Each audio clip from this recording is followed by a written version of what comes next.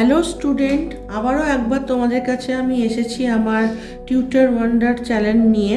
চ্যানেলেতে আমি জানো তোমরা যে আমি ইংলিশ লিটারেচারের যে ইংলিশ থেকে আমি বেঙ্গলিতে ট্রান্সলেট করি যাতে তোমাদের বুঝতে সুবিধা হয় এবং স্টোরি হোক পোয়েম হোক যেটাকে তোমরা ভালোভাবে বুঝতে পারো এবং এক্সামেতে তোমরা অ্যান্সার করতে পারো। তো আজকে দেখো আমি তোমাদেরকে ক্লাস 8-এর ড্যাফোডিল বলে একটা কবিতা আছে, সেই কবিতাটা নিয়েই আমি তোমাদের কাছে এসেছি। বেঙ্গলিতে আমি ট্রান্সলেট করে দেবো। তো এই ড্যাফোডিল কবিতাটা যিনি লিখেছেন সেই কবির নাম হচ্ছে William Wordsworth. William Wordsworth, the poet of nature, has written a number of short poems about the flowers, plants, birds, and animals that he saw during his wandering over the hills and in the field and the woods. In this poem, he describes how during a solitary walk or spring morning, he suddenly came across thousands of yellow daffodils dancing in the breeze beside the sparkling waters of the lake. The sight filled him with intense pleasure and added a rich experience to his life. তো এখানে কি বলতে চাইছে না, William Wordsworth basically তোমার হচ্ছে প্রকৃতির কবি বলে তাকে জানা হয়ে থাকে, ঠিক আছে। অনেক ছোট কবিতা তিনি লিখেছিলেন, যেমন ফুল, গাছপালা, পাখি আর প্রাণীদের নিয়ে তিনি কবিতা লিখেছেন, যেটা তিনি পাহাড়ে বা মাঠে বা জঙ্গলে হাঁটার সময় দেখেছিলেন। মানে উনি একটু প্রকৃতিকে খুব নিজের চিন্তা ভাবনা দিয়ে কেমন হয় সেটাকেই তিনি তার কবিতার মাধ্যমে ফুটিয়ে তুলতেন। এই কবিতায় তিনি বর্ণনা করেছেন কিভাবে এক বসন্তের সকালে একা হেঁটে যাওয়ার সময় তিনি হঠাৎ হাজার হাজার হলুদ ড্যাফোডিল ফুলকে বাতাসে দুলতে নাচতে দেখেন। হ্রদের ঝিকিমিকি জলের ধারের পাশে দেখেছিল হাজার হাজার ড্যাফোডিল, হলুদ রঙের ড্যাফোডিল, যে কিনা তোমার হচ্ছে দুলছিল বাতাসের সাহায্যেতে। সেটাকে উনি লক্ষ্য করেছিলেন এবং সেটা লক্ষ্য করাতে তাই এই দৃশ্য দেখে, মানে এই যে জলের ধারে ঝিকিমিকি জলের ধারের মধ্যে যে তোমার ড্যাফোডিল ফুলগুলো ফুটে আছে, এই দৃশ্য দেখে তাকে এতটাই আনন্দ তিনি পেয়েছিলেন, প্রচণ্ড আনন্দতে তার মন ভরে উঠেছিল, যা জীবনের একটা অভিজ্ঞতা তিনি যোগ করেছিলেন। আর সেইটাকে নিয়ে তিনি এই ড্যাফোডিল কবিতাটা তিনি লিখেছেন। আচ্ছা, the poem is remarkable for its fine music, for its vivid picture, and for the deep feeling and fine thought expressed in some of the lines.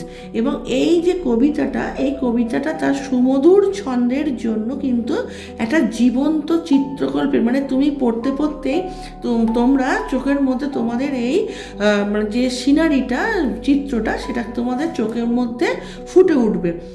চিত্রকল্পের জন্য এবং গভীর অনুভূতি ও চিন্তার জন্য উল্লেখযোগ্য যা কিছু মানে লাইনেতে প্রকাশ তিনি করেছেন।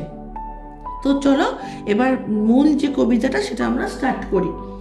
বলছে, I wandered lonely as a cloud that floats on high over vales and hills.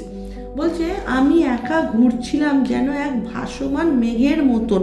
মানে একা একা মানুষ ঘুরলে কি হয়, ভবঘুরের মতন যেমন মানুষ ঘোরে, সেরকমভাবে চারদিক দেখতে দেখতে ঘুরছিলেন কবি, যা ভেসে বেড়ায় উপত্যকার পাহাড়ের ওপর দিয়ে। When all at once I saw a crowd, a host of golden daffodils beside the lake, beneath the trees, fluttering and dancing in the beach. তা উনি দেখলেন কি, হঠাৎ কবি দেখলেন যে একটা বিশাল ভিড়, কিন্তু বিশাল ভিড় বলতে এখানে কবি কিন্তু মানুষের ভিড়ের কথা বলেননি, এখানে কিসের ভিড়ের কথা বলেছে, মানে তোমার যতদূর তোমার চোখ যাচ্ছে উনি দেখছেন একটা অসংখ্য সোনালি কালারের, যে মানে হলুদ কালারের ড্যাফোডিল নামক একটা ফুলেতে সারি সারি হয়ে আছে। কোথায় না, যে লেকের ধারে গাছেদের ঠিক নিচে, যেটা কিনা হাওয়াতে দুলছে আর নাচছে। নাচছে বলতে এখানে গাছের ডালপালাগুলো একটু নাচছে। Continuous as the stars that shine and twinkle on the Milky Way, they stretched in never-ending line along the margin of a bay. 10,000 saw I at a glance, tossing their heads in sprightly dance. উনি বলছেন কি না, যেন উজ্জ্বল নক্ষত্রেরা অবিরামভাবে জ্বলছে, মানে কি না তোমার যে মানে আকাশেতে যেমন সুবিস্তর আকাশেতে যেমন তারারা যেমন ঝলমল করে জলে, সেই রকমভাবে যেহেতু ফুলগুলোর ড্যাফোডিল ফুলের কালারগুলো কি ছিল, সোনালি রঙের ছিল, সেই জন্য ঠিক যেন মনে হচ্ছে উজ্জ্বল নক্ষত্ররা অবিরামভাবে জ্বলছে, আকাশের মধ্যে ঝিলমিল করছে। তার এক অন্তঃসারিতে প্রসারিত হয়েছে একটি উপসাগরের ধারেতে।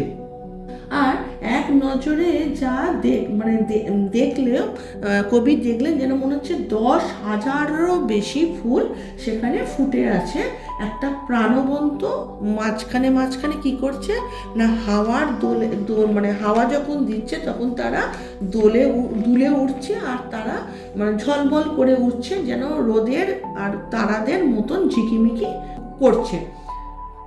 নেক্সট বলছে কি, আর তাদের পাশে কারা ঢেউ মানে গাছগুলো এমনভাবে ফুলগুলো নড়ছে যেন মনে হচ্ছে ঢেউ, মানে একটা জলের যে ঢেউ আমরা দেখি না যে কলকল করে একটা আওয়াজ হয় এবং জল প্রসারিত হয়, সেরকম মতো যেমন নাচ করছে।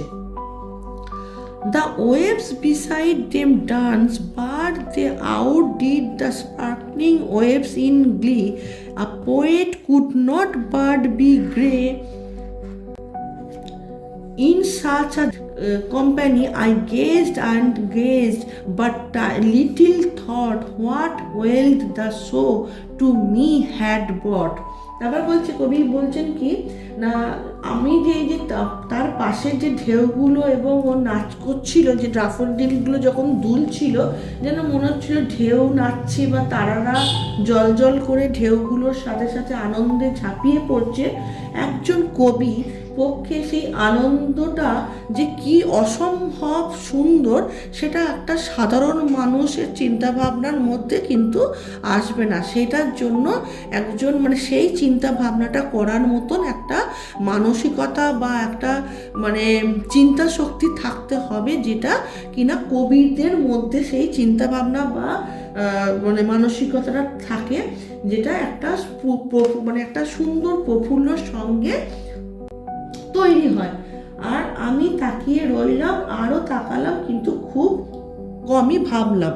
কবি তাকিয়ে রইল আর তাকালো, কিন্তু মানে এটার বিষয়ে কম চিন্তা ভাবনা করলো। কেন না, এই যে মানে সুন্দর দৃশ্য, এটা যে কতখানি কবির কাছে মূল্যবান সম্পদ এনে দিয়েছিল সেটা মানে উনি নিজেও সেই জিনিসটা চিন্তা করতে পারছিলেন না বা বেশি ভাবতে পারছিলেন না।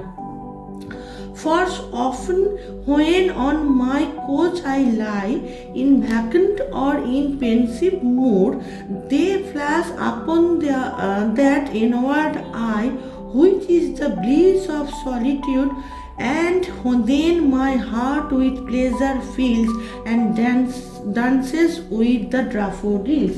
বলছে এর যে কারণ, প্রায় যখন আমি মানে সোফায় শুয়ে থাকি এবং শূন্য মনে বা গভীর চিন্তামগ্নই কবি থাকে, তখন তিনি ভাবেন যে তার মানে অন্তরের চোখ থেকে উনি জিনিসটা ভাবেন এবং তোমার হচ্ছে ভেবে দেখেন যে তখন সেই ফুলগুলো কেমন তোমার হচ্ছে আনন্দ সহকারে দুলছিল। সেটা তিনি কখন চিন্তায় মগ্ন হয়ে যান, যখন তিনি রেস্ট করেন। তার কোথায় না, সোফাতে শুয়ে শুয়ে তিনি যখন একটু চোখটাকে বন্ধ করেন, মানে কবি যারা হন, যারা একটুখানি মানে প্রকৃতিকে অন্যভাবে অন্য চোখে দেখেন, তখন তাদের মধ্যে এই চিন্তা শক্তিটা বেড়ে যায়। ঠিক আছে, তখন তারা নিজের ওপরের চোখ দিয়ে তারা দেখে না, তারা মনের চোখ দিয়ে, অন্তরের চোখ দিয়ে তখন সেই জিনিসটাকে তারা চিন্তা ভাবনা করতে থাকে, তবেই না তারা কবি হয়েছে।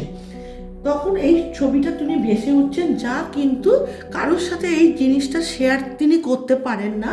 একমাত্র একাকিত্ব যদি না থাকে তাহলে কিন্তু এই আনন্দটা তারা ফিল করতে পারে না। আর তখনই তার হৃদয়ে আনন্দে ভরে ওঠে যে তিনি এই জিনিসটা করতে পেরেছেন, এবং ড্যাফোডিল ফুলগুলো তার কাছে যে কতটা অনুপ্রেরণা দিয়েছে সেটা তিনি এই কবিতার মাধ্যমে ফুটিয়ে তুলেছেন। আর এই চিন্তা ভাবনাটা তোমাদের সাথে উনি শেয়ার করতে পেরেছেন। ঠিক আছে, তো আজকে আমি তোমাদেরকে এই ড্যাফোডিলটাকে তোমাদের ইংলিশ থেকে বাংলা আমি ট্রান্সলেট করলাম। তো তোমাদের যদি দেখো তোমরা এই ভিডিওটা তোমাদের কেমন লাগে, যদি ভালো লাগে তাহলে অবশ্যই লাইক অ্যান্ড সাবস্ক্রাইব করো। আর যদি তোমাদের আর কোনো কিছু ভিডিও, তোমাদের যদি কোনো চ্যাপ্টারে যদি কোনো মানে চাহিদা থাকে তাহলে আমাকে অবশ্যই কমেন্টে জানিও। And thank you for watching my video.